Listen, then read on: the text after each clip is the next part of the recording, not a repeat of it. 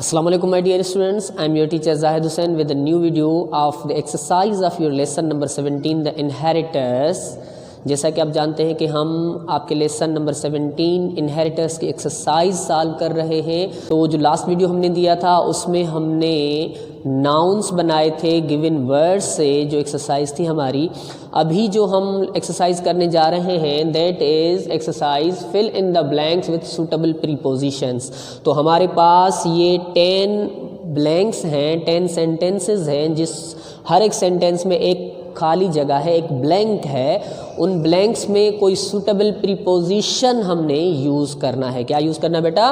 कोई भी suitable preposition use करना है। तो आइए स्टार्ट करते हैं हम अपनी एक्सरसाइज। तो पहला सेंटेंस है बेटा कि he is fond dash reading books.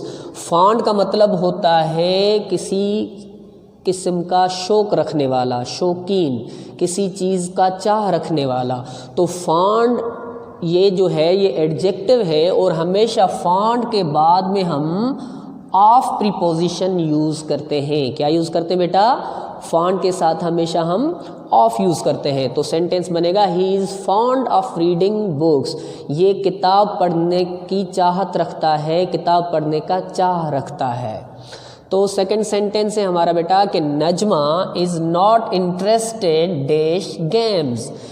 Interested word जो होता है दिलचस्पी रखना, इंटरेस्टेड के बाद हमेशा हम इन यूज़ करते हैं। क्या यूज़ करते हैं बेटा? इन यूज़ करते हैं। सेंटेंस बनेगा हमारा Najma is not interested in games. Najma जो है वो गेम्स में उसकी इंटरेस्ट या दिलचस्पी नहीं है।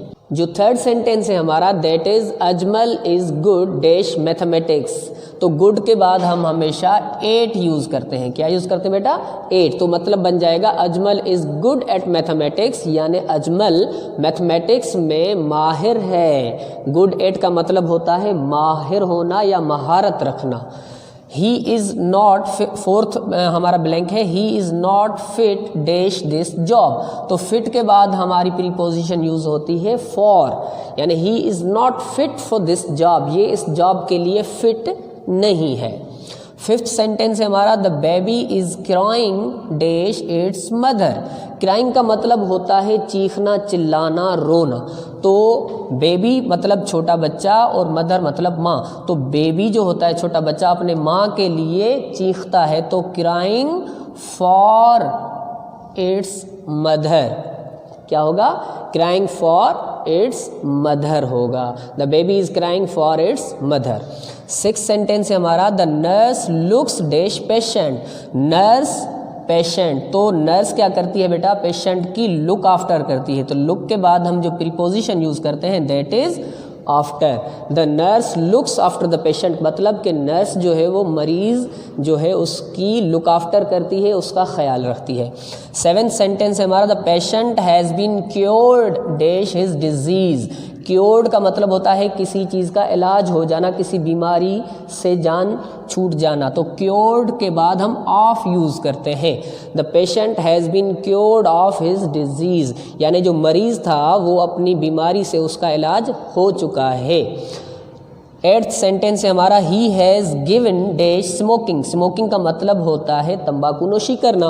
तो गिव के बाद में अगर आप अप लगा लोगे, गिव अप का मतलब होता है किसी आदत को छोड़ देना, किसी बुरी आदत को छोड़ देना। तो हम कहेंगे he has given up smoking, इसने स्मोकिंग तंबाकू नोशी छोड़ दी है।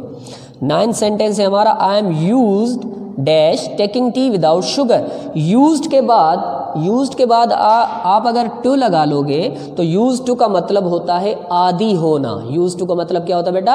आदी होना। तो I am used to taking tea without sugar, यानी मैं शुगर के बगैर चाय पीने का आदी हूँ। नंबर 10th जो है हमारे पास वो है we should be proud dash our country. तो प्राउड के बाद हम ऑफ लगाते हैं। क्या लगाते हैं? Of. We should be proud of our country. हमें अपने कंट्री पर, हमें अपने वतन पर फ़ख्र होना चाहिए। तो जी डियर स्टूडेंट्स, ये हमारे 10 ब्लैंक्स थे आपकी exercise lesson number 17 the inheritors की, जो हमने सॉल्व कर ली है। होप कि आपको ये सारे एक्सरसाइज में जो भी सूटेबल प्रीपोजिशंस हमने यूज़ किए हैं वो आपको समझ में आ गए होंगे। Thank you. और आपसे यही गुजारिश कि अगर आपने अभी तक ये चैनल सब्सक्राइब नहीं किया तो सब्सक्राइब कर दीजिए और अपने दोस्तों तक शेयर कीजिए, ताकि ये जो नॉलेज की चेन है वो हर एक स्टूडेंट की पहुंच तक पहुंच सके। Thank you. अगले वीडियो में फिर मिलेंगे। खुदा हाफिज़।